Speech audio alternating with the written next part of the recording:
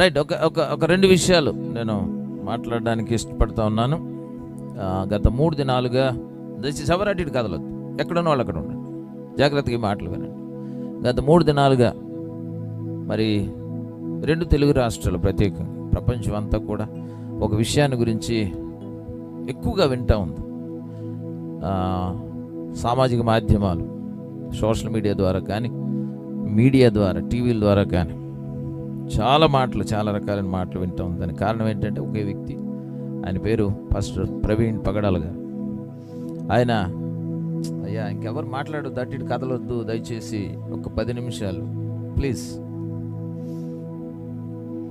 ఆయన ఒక 2 దినాల క్రితం రాజమండ్రి దగ్గర అది శవంగా కనిపించారు. ఆయన అది యాక్సిడెంట్ అని ముందుగా పోలీసు వారి నుంచి ప్రకటన వచ్చింది.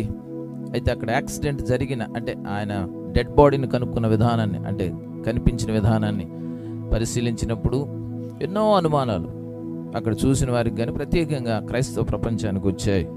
కనుక అనుమానాలు వ్యక్తం చేశారు. అది యాక్సిడెంట్ కాదు అని పోస్ట్ మార్టం చేసి నిజాలు బయటికి తీయాలి అని క్రైస్తవ సమాజం అంతా అక్కడ నుంచి రాజమండ్రికి షిఫ్ట్ చేస్తే అక్కడ 2 రోజులు అక్కడ మార్చురీలో ఉంచారు. ఒక రోజంతా నేను ఉన్నాను అక్కడే. కనుక పోస్ట్ మార్టం జరిగింది. తర్వాత ఆయన దేహాన్ని తీసుకుని హైదరాబాద్ తీసుకొచ్చారు. ఆ 2 దినాలు అక్కడ కొన్ని వేల మంది ప్రజలు, వాళ్ళు వీళ్ళు డినామినేషన్ అనే భేదం లేకుండా క్రైస్తవ పెద్దలు, పాస్టర్లు అందరూ కూడా ఆ రాజమండ్రి మార్చురీ దగ్గర గ్యాదర్ అయ్యారు. అందరి హృదయాలు ఎంతో వేదన, ఎంతో బాధ. ఆయన హత్య చేయబడ్డాడని అందరూ బలంగా నమ్ముతున్నారు క్రైస్తవులంతా. దానికి కారణం ఏంటి అంటే మీరు చూస్తున్నారు టీవీలో, నేను కూడా వెళ్ళాను అక్కడికి. కొన్ని ఆధారాలు, ఆయన చనిపోయినప్పుడు యాక్సిడెంట్ అయిందని చెప్పారు. కానీ ఆయన బండి, బుల్లెట్ బండి, ఆయన ఇలా పడుకొని ఉంటే దుప్పటి కప్పినట్టు ఆయన మీద పెట్టుంది ఒక అనుమానం.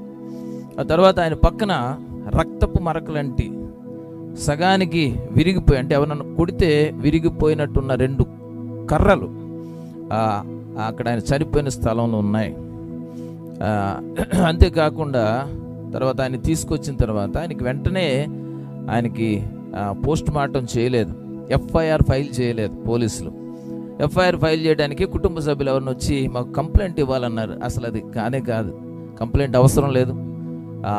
పోలీసులు ఏదైనా యాక్సిడెంట్ జరిగినప్పుడు వాళ్ళు ఎఫ్ఐఆర్ చేస్తారు. ఇలాంటి కొన్ని అనుమానాలు, వీటి వల్ల క్రైస్తవులంతా కూడా, క్రైస్తవ నాయకులు, పాస్టర్లందరూ కూడా తమ తోటి సేవకుని బట్టి వేదన చెందుతూ, బాధ చెందుతూ మాకు న్యాయం కావాలి అని ఓ ఏకకంఠంతో నినదిస్తూ ఉన్నారు. నేను ఆయన గురించి ఒక మంచి విషయం నేను చెప్పేది ఏంటంటే, ఆయన ఒక హతసాక్షిగా ఈ భూలోకాన్ని విడిచి వెళ్ళాడు. హతసాక్షులకి పరలోకంలో వెల్కమ్ వేరుగా ఉంటుంది. కనుక దేవాది దేవుడు, పరలోక సైన్య సమూహం అంతా ఎదురెళ్ళి ఆయనకి అద్భుతమైన ఆహ్వానం పలికారు. అదొకటే కాదు, ఆయనకి దొరికిన అద్భుతమైన భాగ్యం ఏంటంటే, తెల్లారి హైదరాబాద్ అక్కడికి తీసుకొచ్చినప్పుడు ఒక రోజంతా లక్షలాది మంది ప్రజలు ఆయన విజిట్ చేయడానికి వరుసల్లో నిలబడి, ఆయన సమాధి చేయడానికి తీసుకెళ్తున్నప్పుడు రోడ్లన్నీ లక్షలాది మంది క్రైస్తవులతో నిండిపోయాయి. అంటే అక్కడ అద్భుతమైన ఆహ్వానం, ఇక్కడ ఘనమైన వీడ్కోలు దైవజనునికి దొరికింది. అంత అద్భుతమైన దైవజనుడు. ఆయన గురించి ఒక 2-3 మాటలు, అంటే నాకు తెలిసిన మాటలు చెప్తాను. ఆయన బీదోడేం కాదు, పరిచయం మీద ఆధారపడి బతుకుతున్నాడు కాదు. ఆయన చాలా ఉన్నతంగా దీవించబడిన వ్యక్తి. ఒకప్పుడు ఆయన రౌడీగా, అంటే అసాంఘిక కార్యకలాపాలు, గూండాయిజం, రౌడీయిజం, అలాగే కొట్లాటలో తిరిగిన వ్యక్తి. ఆయన ప్రభువు చేత పట్టుబడి ఆయన పరిచర్య కొరకు హైదరాబాద్ వచ్చాడు.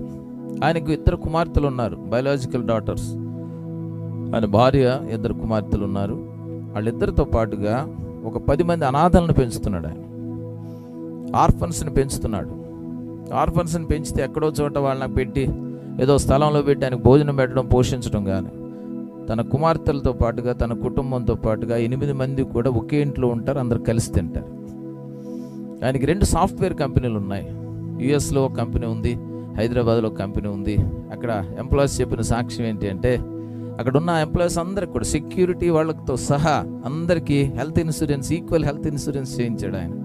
అంతేకాదు వాళ్ళందరూ కూడా బాస్ దగ్గర నుంచి సెక్యూరిటీ గార్డ్ వరకు అందరూ లంచ్ ఒకే చోట చేస్తారు. అంటే సమానత్వం.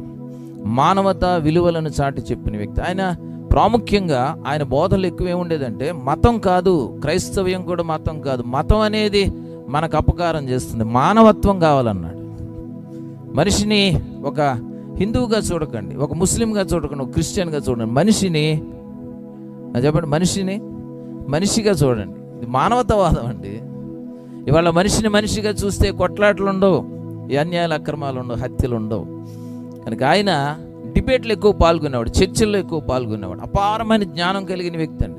చాలా చిన్నతనంలో అనేకమైన భాషలు అనర్గళంగా మాట్లాడగలిగిన వ్యక్తి, చాలా జ్ఞానవంతుడు, మామూలు జ్ఞానం కాదు. ఇంకొక శ్రేష్టమైన విషయం ఏంటంటే చాలా దీనుడు ఆయన, వెరీ హంబుల్. నేను ఆయన చనిపోవడానికి ముందే ఒక నెల రోజుల్లోనే 2 వేదికల మీద ఇద్దరం కలిసి పరిచయం చేశాం. అలాంటి అవకాశం దేవుడు నాకు ఇచ్చాడు. ఆయన దగ్గర నుంచి చూశాను నేను. ముఖం మీద ఆ చిరునవ్వు అస్సలు చెరగదండి. ఆయన ఎంత ధన్యుడంటే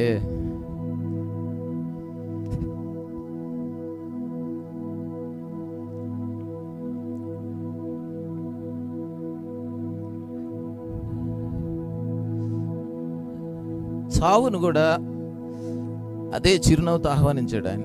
అంత అద్భుతమైన దైవజనుడు ఆయన. కాకపోతే చర్చిల్లో మాట్లాడేటప్పుడు ఇతర మత విశ్వాసాల్లో ఉన్న సత్యాలు చెప్పాడు అంతే. ఆయన డిబేట్లకి ఇతర డిబేట్లకి తేడా ఏంటంటే, వేరే వాళ్ళు డిబేట్లు చేసినప్పుడు అవతల వాళ్ళని అరుస్తారు, హేళన చేస్తారు, గట్టి గట్టి కేకలు పెడతారు. కానీ ఆయన డిబేట్లు చూడండి, ఇప్పుడు మన యూట్యూబ్లో దొరుకుతాయి. సత్యాన్ని చెప్పేవాడు, సౌమ్యంగా చెప్పేవాడు. అవతల వాళ్ళు రెచ్చగొట్టినా కూడా అదే సౌమ్యం, అదే సాత్వికంతో ఆయన జవాబు చెప్పాడు. ఆయన హేళన చేయలేదు, ఎవరిని వాదన చేశాడంత. కానీ తట్టుకోలేకపోయారు. మరి అందరు నమ్ముతున్నారు ఆయన హత్య చేయబడ్డాడని నమ్ముతున్నారు. కానీ 2 రోజుల వరకు, అంటే ఆయన చనిపోయిన 2 రోజుల వరకు ప్రభుత్వం నుంచి ఎలాంటి స్పందన లేదు. మీడియా కూడా పట్టించుకోలేదు, మెయిన్ మీడియా పట్టించుకోవాలా. తర్వాత 2వ రోజు మధ్యాహ్నానికి కొంచెం మీడియా రావడం జరిగింది. కాబట్టి ఈ మన పక్షాన ప్రభుత్వాలు లేదా ఒక మీడియా ఎవరు మనకు సహాయకరంగా లేరు అనేది క్రైస్తవులకున్న ఒక ఆందోళన. కనుక ప్రభుత్వాలకి న్యాయం కోసం మనం మొరపెడుతున్నాం, పోలీసు వారికి న్యాయం చేయండి అంటున్నాం, సత్యం ఏంటో బయటికి తీయండి అంటున్నాం. అంటే వాళ్ళ మీద రివెంజ్ తీసుకోవడానికి కాదు, అసలు ఎందుకు జరిగిందో మనకు తెలియాలి బాధ. 2వది, దోషులు ఎవరో పట్టబడితే కనుక మళ్ళా భవిష్యత్తులో సేవకులకి ఇలాంటి ప్రమాదాలు జరగకుండా ఉంటాయని ఒక ఆశ. కనుక ఇవాళ ఇంతమంది సేవకులు ఉన్నారు, వీళ్ళందరూ రాత్రి అనక పగలనక ప్రయాణాలు చేస్తాం. మేము కూడా అర్ధరాత్రిలో ప్రయాణాలు చేస్తాం, ఒంటరిగా చేస్తాం, కొన్నిసార్లు ఆరోగ్యాలు లెక్క చేయకుండా కుటుంబాలను వదిలేసి.